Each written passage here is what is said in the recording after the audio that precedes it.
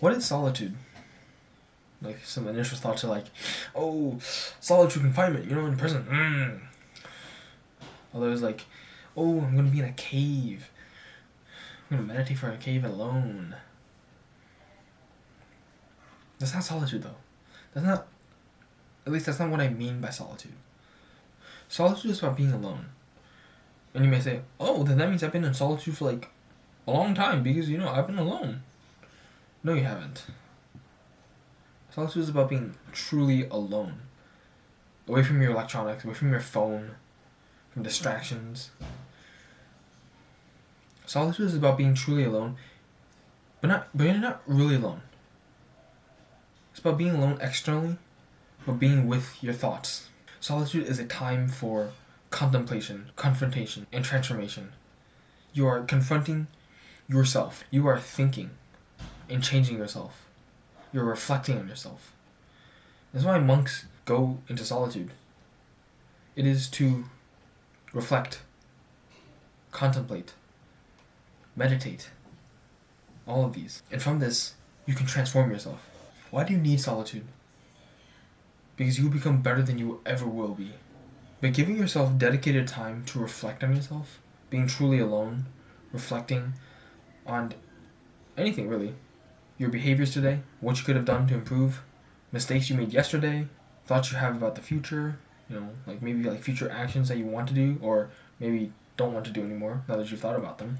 Reflection is a time for growth. And the more that you have, the more you will grow. Kind of obvious. By having solitude, you can reflect on the good things. And by reflecting on the good things, you become happier.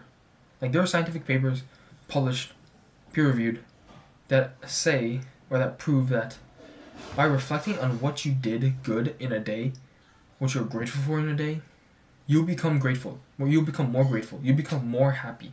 Isn't that what we all want? Happiness? Everyone wants happiness. And while I do think that is a flawed goal, you'll become more happy, regardless. Reflection is a time to review your mistakes. Like I said before, what you could have done better. And only by reflecting can you really keep these in mind so that the next time you won't do it.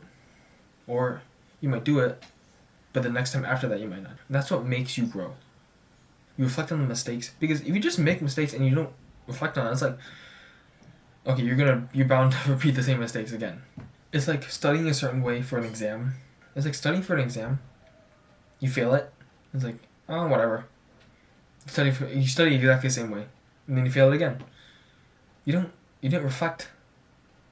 So you didn't grow. You didn't look at what you did wrong. If you don't know what you did wrong, how can you get better? You can't. You can't get better if you don't know what you're doing wrong or what can be improved. And the ignorance to sidestep your flaws holds you back. Holds you back from what you could be. And we don't do this because it's hard. It's really hard. It's really hard to constantly look at what we've done bad. It's hard to constantly admit to ourselves, especially, that we failed at something. We did terrible on something. I've certainly been guilty with this. I'm in a club that does performances, and there's certainly been times when I've made mistakes, and I want to keep on avoiding looking at my own performance because I don't want to look at it. It hurts. It's hard. But it's because it's hard that you will grow the most. It's because that I do look at the videos that will learn what I'm doing wrong. Even though I may cringe, I was like, ugh, I may be embarrassed. I can learn so that next time that won't happen again. And that's the important thing. I just want to give out a question. Who becomes the strongest? It's those who lack. Why? Because those who lack have a unending desire to win, to excel, to get better. Because they're in a bottomless pit of hell that they will so desperately want to escape from. They're so desperate that they will do anything. And you know what that does? They reflect. They reflect on what they did wrong so that they can finally escape out of this hell. And if you were in that place, you do anything and everything to escape. And you'll most likely become strong. I've given you reasons why you need solitude. But now I'm going to give you some reasons as to why it shouldn't consume your life. If you're neurotic and anxious, meaning like you will think and like you have thought spirals, like they will go out of control, you probably don't want more reflection time, but you still should have some. Just not overly. The second is, if you don't want to, and it's your choice. It is your choice. But you will miss out on improvement to be gained. You could be so much more. And reflection is the vehicle for that success.